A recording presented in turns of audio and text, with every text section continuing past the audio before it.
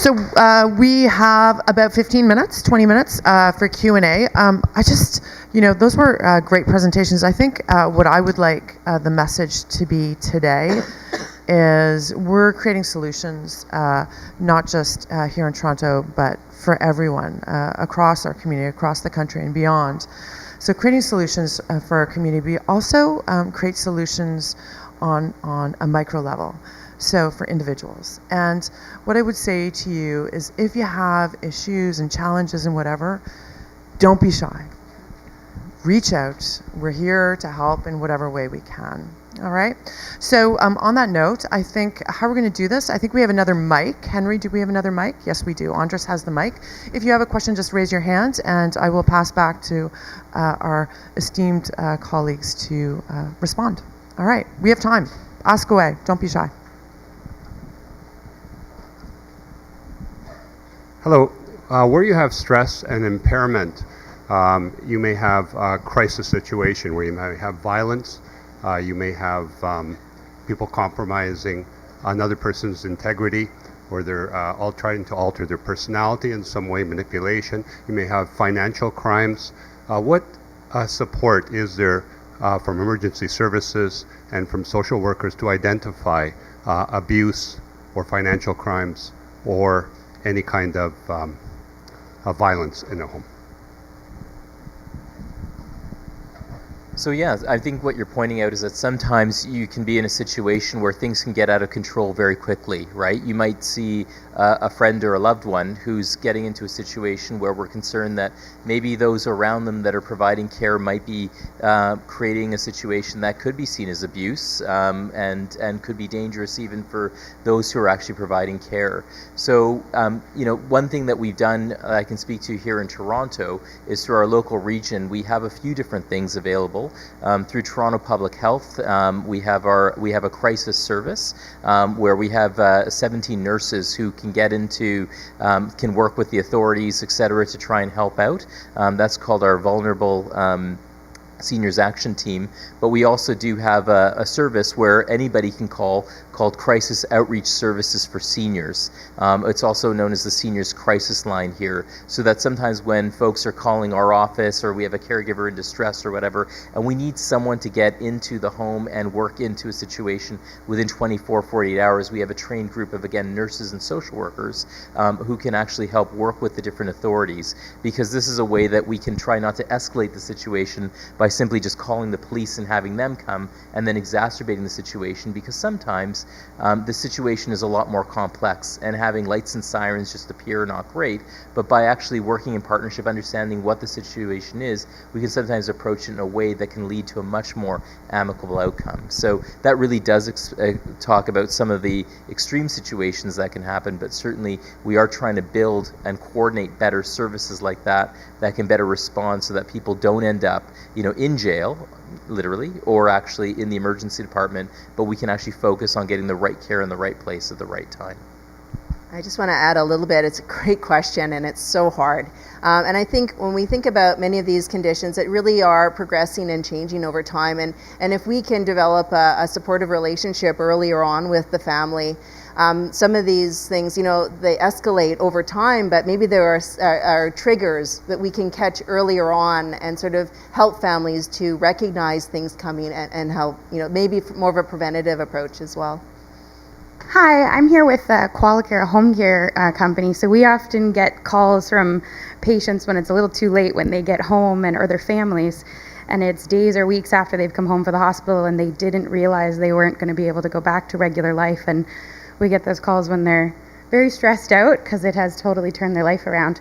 And the Timing It Right resource sounds incredible. So I was wondering if it's available publicly for maybe patients not coming through UHN, and also how specific the wording is towards stroke, so that if there's patients who have other similar conditions related to aging, how much it might be able to help them if it's not specifically stroke related.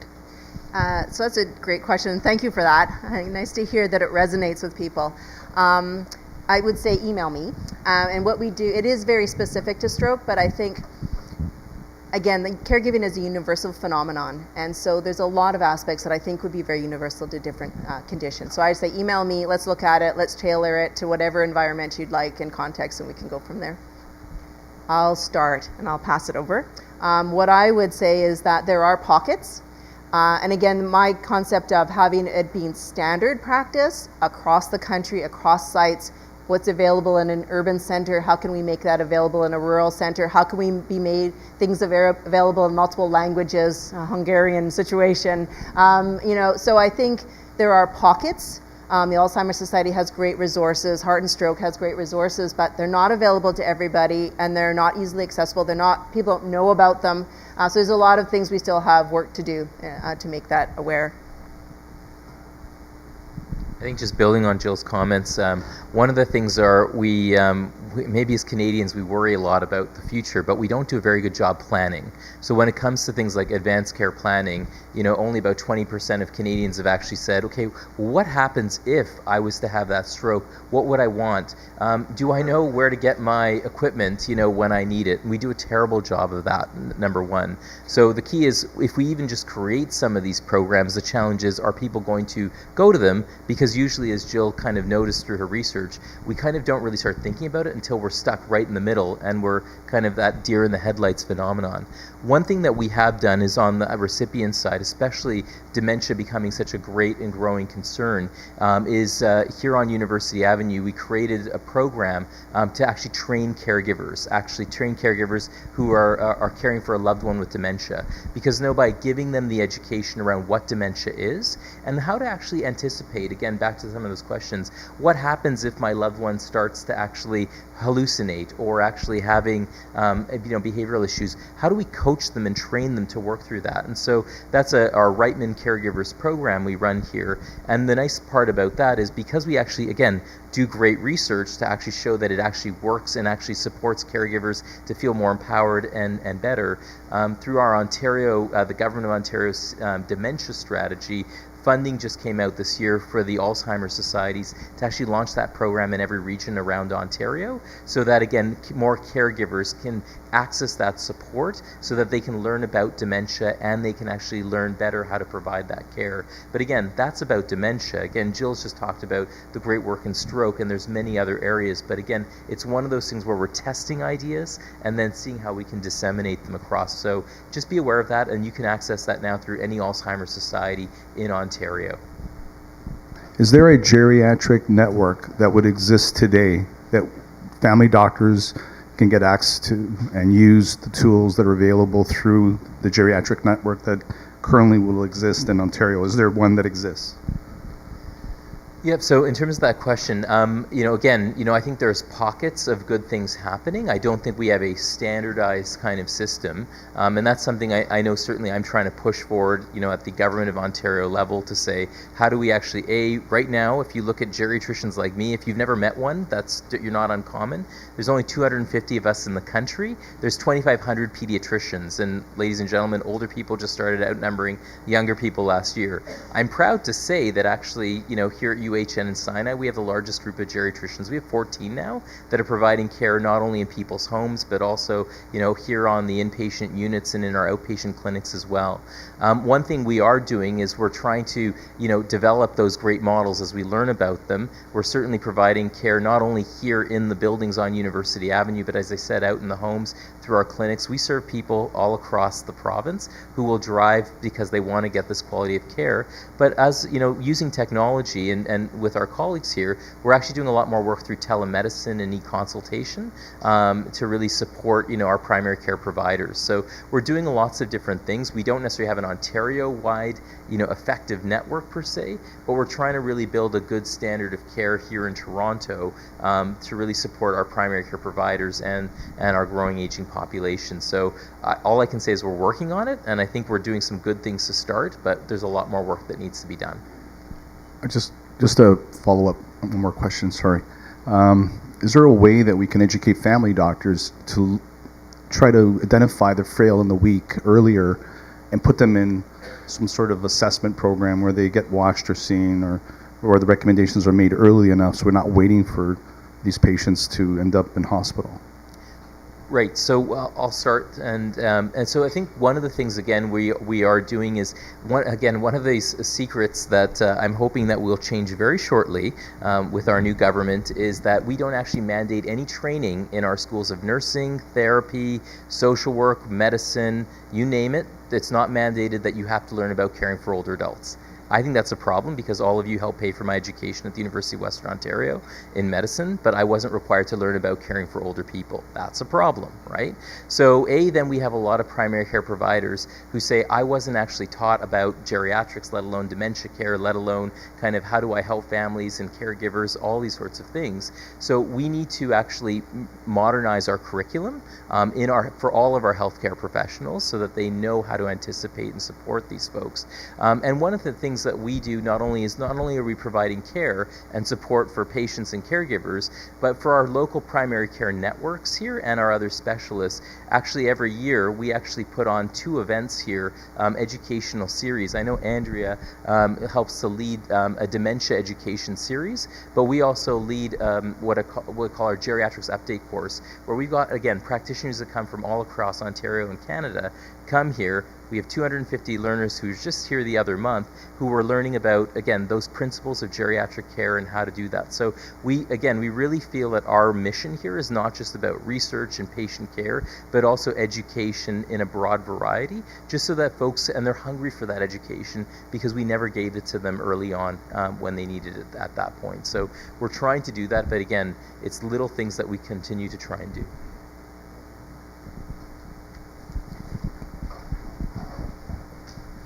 I've got a definitional question for you. Definitional. What is caregiving? I'll give you an example. We're looking after right now a school in Winnipeg, which is Indigenous, and it's got a lot of Indigenous people. And all of a sudden, some of the people don't go to school. You know, why is Johnny not in school? He should be in school. He's going to fail if he's not. Well, Johnny's looking after his younger brother, single parents.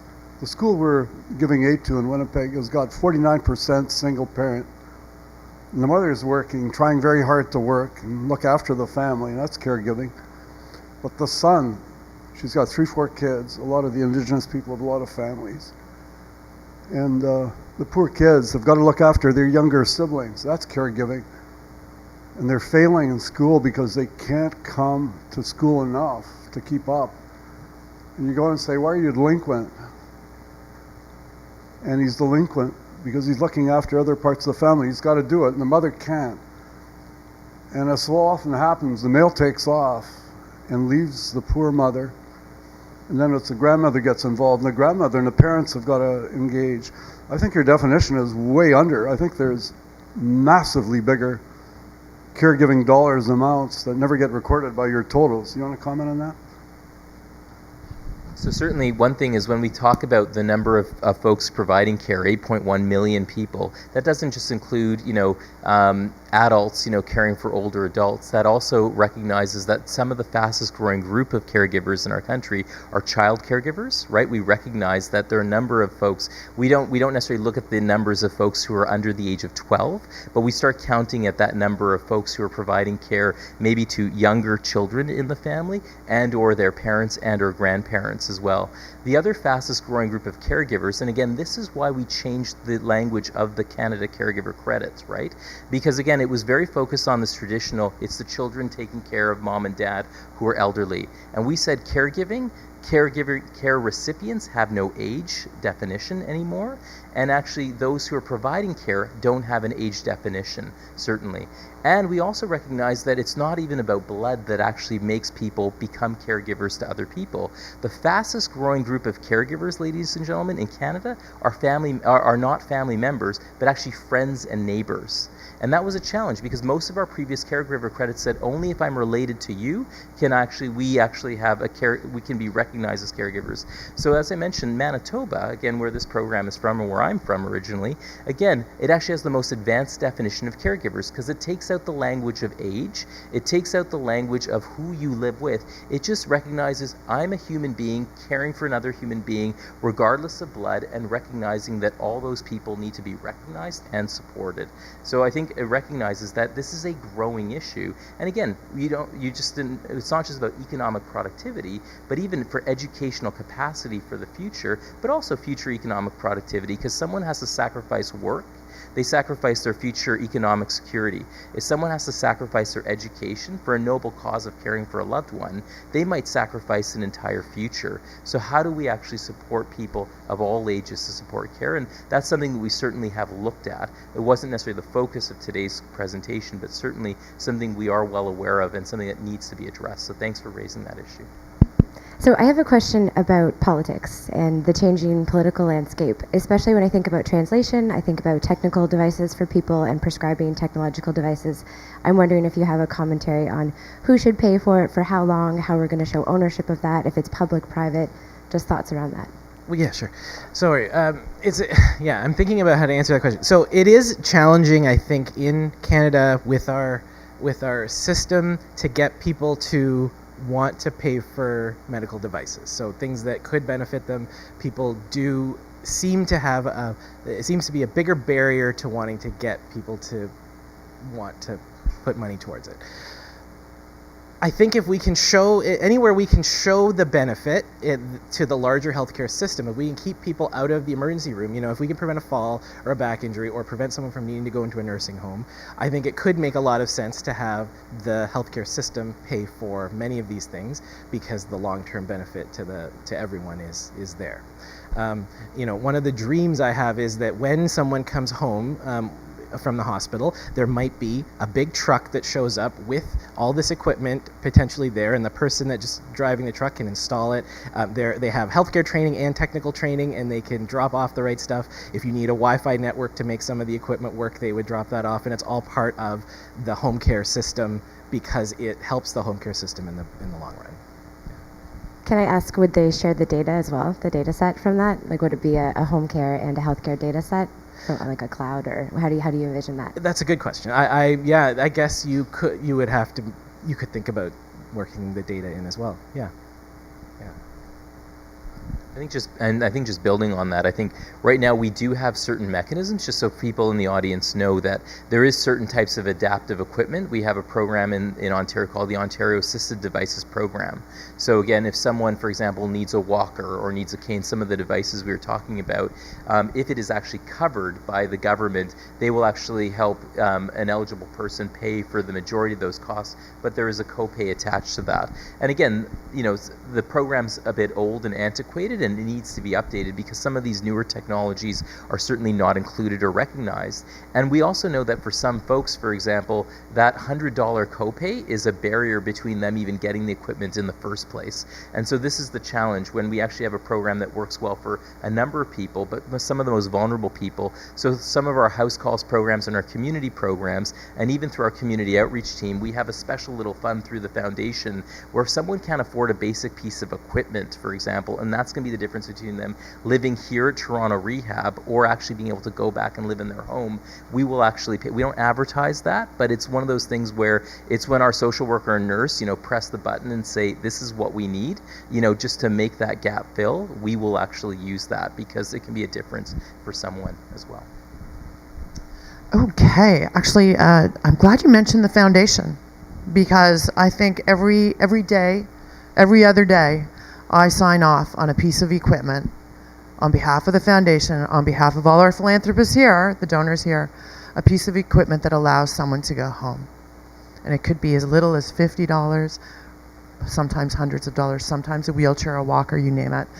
But thank you for mentioning that. So we are just about out of time. I started with a survey of the audience when I got up here an hour and a half ago. We're going to do another survey. How many people in this room know that there's a federal and provincial tax credit for caregivers? Raise your hand. Perfect. Perfect. Okay, I have one request to make of all of you. Sometime over the next month or so, I'd like you to share that piece of information with at least one other person. A family member, a friend, even better, your financial planner, your financial advisor, so that they can go out and spread the message to the rest of their clients. Really important stuff. Amazing, Samira, that you helped get that put in place. It's a huge deal, so let's congratulate him.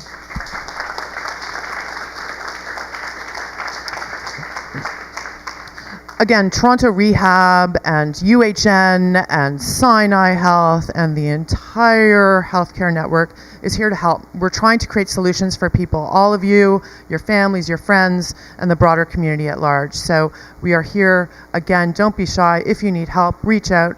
We want to help.